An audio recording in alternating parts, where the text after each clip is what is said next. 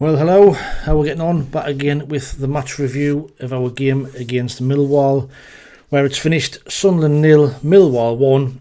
And what can you say about that last 90 minutes? Well, in a word, pathetic.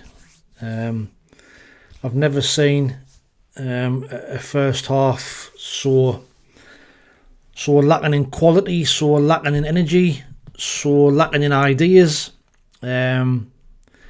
It was absolutely shite. Absolutely shite. And I think as soon as I seen the team lineup, our eyebrows were raised. We started off with Patterson in goal.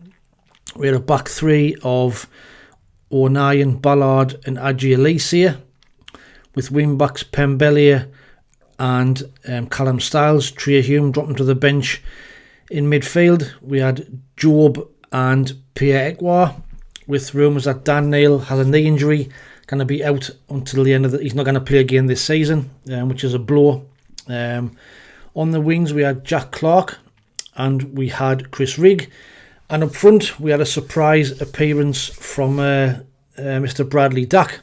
Yes, he was playing, if you didn't notice, but he was actually playing. Only time he touched the ball was when he took two corners. But yes, he was in the side. In that team selection, when you're playing a team who are going to come and sit with 10 men behind the ball, were just played straight into their hands. We had no pace. We had nothing to get in behind them. I've never seen so many side-to-side and backward passes in a game in my life. It was just totally devoid of any ideas whatsoever. I think Jack Clark was trying to get himself sent off, so he missed the last two games of the season. I don't know. It was just an embarrassment to watch in the first 45 minutes. They came to do a job. They needed a point to be safe. We knew what they were going to what they were going to do, and we just let them do it. Like I say, we didn't try and get them behind. If these coaches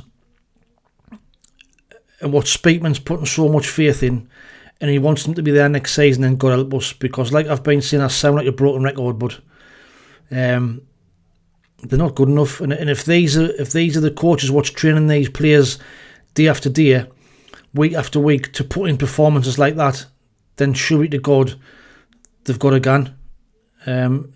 If a manager's going to come in, you've got to let him bring his own staff in. I'm sick of saying it, but if that's the quality of performance what we get from this set of coaches, I mean, I don't know who the set piece coach is, but fuck me, Adel Sheesh, when he came on second half, couldn't cross his fucking legs. You've got Job, 6'1", when he jumps he's 5'2". It's like watching Thomas Hauser again. But the first half, like I said, was an absolute nothing. Created nothing apart from a couple of headers from Dan Ballard, headed one over the crossbar. I think Luke O'Nien headed one back across the goal, but we never troubled their goalkeeper one. In fact, all afternoon never troubled him in the first half. Only Chris Rigg, I thought, showed endeavour and tried to get stuck in and try to make things happen. Referee didn't help things. Was breaking up player every chance he got, giving fouls, stupid fouls that weren't fouls, missing fouls. Honeyman, the first 20 minutes just went about kicking people, didn't get an out. But it was a frustrating first half, and we went in at 1-0 at half. Went 0-0 at half time. Like I say, it felt as though we'd been sitting watching that for 3 hours. It seemed to drag, and you're hoping that wouldn't come out and do something different second half. Bradley Dack went off at half time. Now Bradley Dack, for me, I thought at the time might have been a decent signing for us, but he's offered an out. He's offered absolutely nothing at all. He's been injured, and when he has played, he's done out either. So for me, his contract's up at the end of the season. He's the one has to go. Took him off at half time. Rumours are he's injured again. Other rumours, Dodds said he brought him on just for to try and get more runners in behind. Well, sorry Dodds, but that's what it should have been doing from the start. Because like I said, they came here for a point. Come and break us down. We played directly into their game plan. So Tria Hume came on. Second half, but to be fair, didn't really change much. Job pushed up in that forward role a little bit further than where he has been in the last few games. But to be fair, again, we're created an out. Huffed and puffed, but didn't really. Again, it was side to side. It was backwards. I mean, I'd like to see how many touches Ballard and 09 had today, because everything just went back to them and the goalkeeper. We're getting down the wings, and we keep getting back to this situation of knee striker. This is exactly what it boils down to. We've got nothing, nobody, no focal point or nout to hold the ball up or to aim for.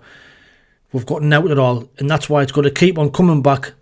There's nobody prepared to run in behind, nobody prepared to take a risk and play a killer ball through the lines. Everything was played in front of Millwall, and we got what we deserved. You know, they got what they deserved. You know, they got the 3 points, and I said at half time to the lads around us, this game is set up for Duncan Watmore to come on and score the winner, and that's exactly how it panned out. You know, he come on. I think it was their game plan, like I said, was to frustrate us, stay in the game, last 20 minutes, let's go for it, we can get the 3 points, and they executed it brilliantly. So Neil Harris, to you and your Millwall side, well done. You know, you got what you deserved, which was all 3 points. The goal, the ball came down the right hand side. I think it was Longman whipped the ball in, and you've got a centre forward there, ex-Sunderland player Duncan Watmore, prepared for to make a run to the front post, and it's in.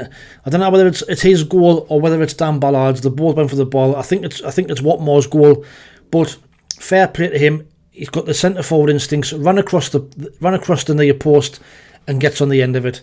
We never did any of that any other game. Like I say, Sheesh, when he came on, fucking set pieces, corners. He took 3 in the space of about 2 minutes and didn't beat the first man. Yet the first 2 didn't get above 6 inches off the ground.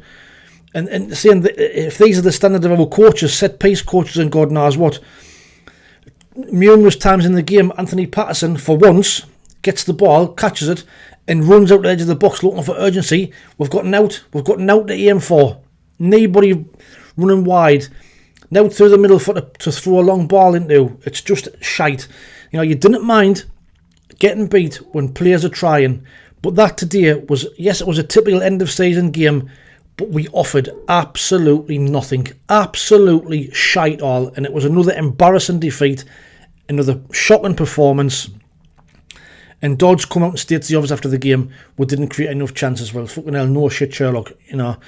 So, KLD, he needs to grow a pair of balls. He needs to get rid of Speakman. We need to get rid of all these fucking coaches who are clearly not good enough. And let's start next season. In fact, we should have been doing it now. If you target somebody out of work, go and get them. We should have been doing it, and we haven't done it. And I fear for us in the summer, I really do. I fear that we're not going to get anybody, which manager with any out about them is going to want to come here and damage the reputation by working with a bunch of coaches who are fucking clueless. They're not going to do it either. You just simply wouldn't. Anybody who gets into a job is going to want to bring that on staff, people they can trust, people who coaches the players to the way they want to play. But what we're going to happen is we're going to get a fucking yes man again. Right, there's the squad, there's your coaches, get on with it. Make the most of it. Well, I just fear.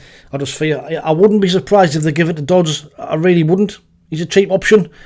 It'll come in the summer. We'll not get anybody who'll want to come in. They are Dodds out for the season. Get us relegated, back to square one. Oh, fucking hell. Anyway, another Saturday is ruined. Man of the match. You'd have to get it somewhere from the back for Luke 09. Probably give man of the match too. Like I say, we had an out in the final third. Callum Styles played in a few places today. He left wing, but then he went in midfield. Then before we took him off, he tried his best. Chris Rigg tried his best before he came off. It was good to see Adji Alicia back. Great to see Corey Evans back on the pitch. But again, at this level, championship level, is he good enough? You know, he's been out for a long time. Is he level League One now? And if we're raving about the likes of Corey Evans back on the side, then it just shows you where we are as a club. But let us know what your thoughts are in the comments below. You know, what was your thoughts on that today? But my thoughts were it was just an absolute disgrace, pathetic, boring, embarrassing performance, and it all stems again from one man.